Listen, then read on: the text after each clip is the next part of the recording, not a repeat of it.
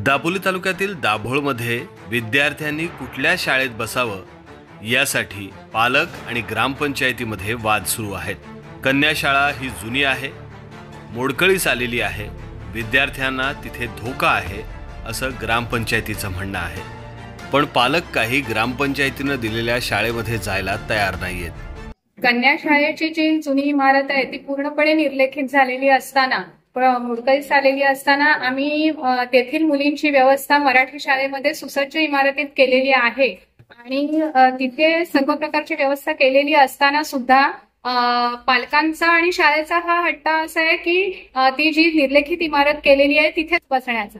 तर हा हट्ट पालकांचा काय आहे हे आम्हाला समजत नाहीये। त्यांच्या मागणीप्रमाणे त्यांची पर्यायी व्यवस्था आम्ही मराठी शाळेमध्ये केलेली आहे आणि तिथे सुद्धा कन्या शाळा वेगळी आणि मराठी शाळा वेगळी असं आम्ही व्यवस्थेचं आयोजन तिथे केलेलं आहे। दाभोळ ग्रामपंचायतीवर भाजपचं वर्चस्व आहे।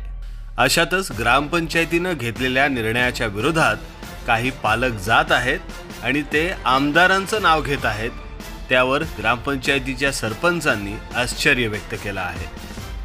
काही माहिती किंवा व्हिडिओ प्रसारित झाले तर त्यात पालकांनी सर्वतोपरी आम्हाला आमदारांचं सहकार्य आहे असंच वक्तव्य केलेलं आहे। आम्हाला ग्रामपंचायतला आश्चर्य वाटतंय की या सगळ्या विकास एवढं ग्रामपंचायत करत असताना या मागे आमदारांचं सहकार्य आहे हे पाहूनच आम्हाला सगळ्यांना आश्चर्य वाटतंय।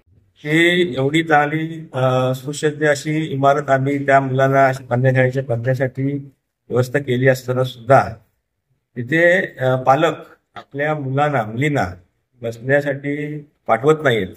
त्यामागे काहीतरी राजकीय गट असावा असं आम्हाला वाटतंय। आपण जे व्हिडिओ पाहिलात, म्हणजे आम्ही जे व्हिडिओ आता पाहतोय तर त्यात त्या पालकांनीच स्थानिक आमदारांचं नाव घेतलं की स्थानिक आमदारांचा आम्हाला ह्याच्यात पाठिंबा आहे।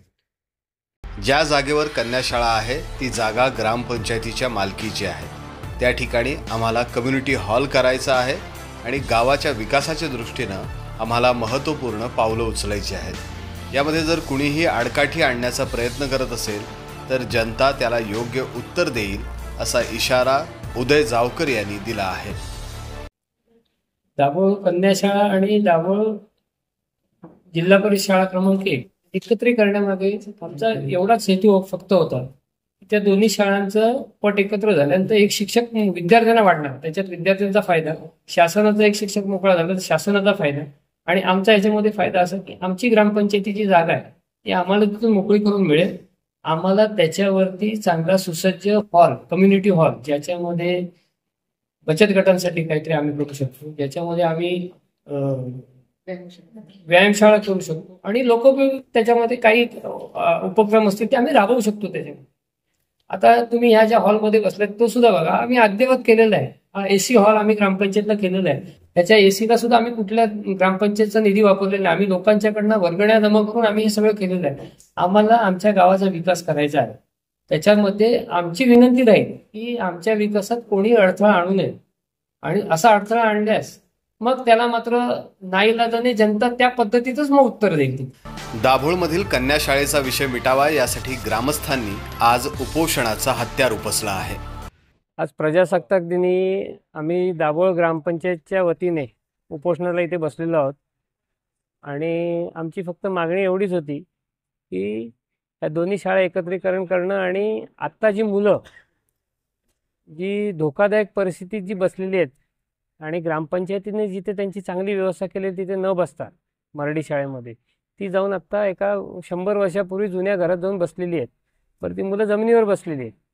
तर हे सगळे विषय आम्ही प्रांतसाहेबांच्या कानावर घातल्या, सगळे मांडल्यानंतर प्रांतसाहेबांनी आमची तातडीने मंगळवार बुधवारी त्यांनी यांच्याबरोबर सीओंबरोबर शाळा एकत्रीकरणाबाबत एक बैठक आयोजित केलेली आहे आणि त्यांनी आम्हाला प्रांताने असं सांगितलं आहे की हा जो विषय आहे कुठला की आत्ता जी मुलं जे प्रायव्हेट इमारतीत बसलेली आहेत तो पूर्ण त्याचे अधिकार इथे या गटशिक्षण अधिकाऱ्यांना आहेत।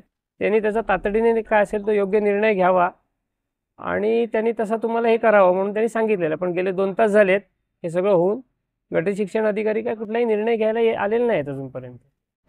आता आमची मागणी एवढीच आहे की ती मुलं जी त्या खाली जमिनीवर बसत आहेत आणि 100 वर्षापूर्वीच्या ज्या जुनाट घरात बसत आहेत त्यापेक्षा आम्ही ग्रामपंचायतीने त्यांची जिल्हा परिषद शाळेमध्ये चांगली 2 वर्गखोल्यांची व्यवस्थित सोय केलेली आहे।